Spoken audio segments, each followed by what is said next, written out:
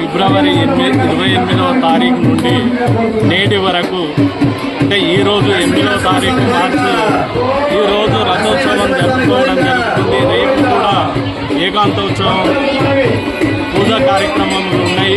మరి ఈ చల్గల్ గ్రామానికి నిజామాబాద్ జిల్లా నుండి, ఆదిలాబాద్ జిల్లా నుండి, మరి మా చల్గల్ చుట్టూ పక్కన గ్రామాలు ఏదైనా మోరవెల్లి, తాడివెల్లి, హస్నాబాద్, చెర్లపల్లి ఈ చుట్టూ గ్రామాల భక్తులందరూ కూడా ఇక్కడికి తరలి రావడం జరిగింది. మరి ఇక్కడ ఏర్పాట్లు మా చల్గల్ గ్రామానికి సంబంధించిన ఆలయ కమిటీ కానివ్వండి, మరి అదేవిధంగా చల్గల్ గ్రామ యువత ముందుకు వచ్చి మరి అంగరంగ వైభవంగా ఈ కార్యక్రమాన్ని నిర్వహించడం జరిగింది. వారికి మన చల్గల్ గ్రామ పంచాయతీ తరఫున, మా పాలక వర్గం తరఫున వారికి ప్రత్యేకంగా శుభాకాంక్షలు తెలియజేస్తున్నాం. లక్ష్మీనారాయణ దేవస్థాన బ్రహ్మోత్సవాలు అనేటువంటివి పాల్గొన శుద్ధ ద్వాదశి నుంచి జరుగుతూ ఉంటాయి. పంచమి వరకు నవాన్నిక ఏకకుండాత్మక లక్ష్మీ నారసింహ బ్రహ్మోత్సవాలు ఇక్కడ చాలా ప్రసిద్ధి చెందినటువంటి నారసింహ క్షేత్రము.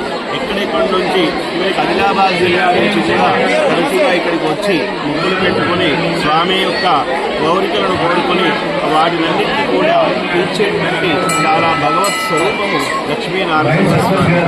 అలాగే కళ్యాణము రోజు నాడు ఆ గరుడ కళ్యాణము సందర్భంగా సంతానము కానటువంటి వారికి కూడా సంతానాన్ని కల్పించేటువంటి చాలా దివ్యమైనటువంటి చాలా పవిత్రైనటువంటి స్వరూపం కలిగినటువంటి ఆ భగవత్ స్వరూపము చాలా ఈరోజు లక్ష్మీనారసింహస్వామి రథోత్సవం సందర్భంగా అంగరంగ వైభవంగా గ్రామ ప్రజలందరూ మరియు సర్పంచ్ ఆధ్వర్యం లోపల ప్రతి సంవత్సరం కూడా చాలా చక్కగా కార్యక్రమాలు అనేటువంటివి నిర్వహించుకోవడం జరుగుతుంది. ఆ లక్ష్మీనారసింహస్వామి కాకుండా శ్రీ వెంకటేశ్వర భూమిలాది వెంకటేశ్వర స్వామి యొక్క విగ్రహాలు కూడా ఉన్నాయి. అలాగే శివుని విగ్రహాలు కూడా ఇక్కడ ఉంటాయి.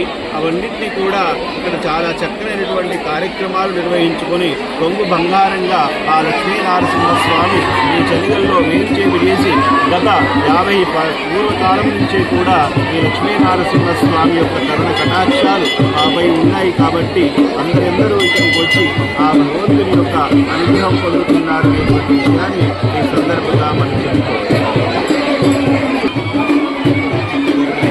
ఇక్కడ గత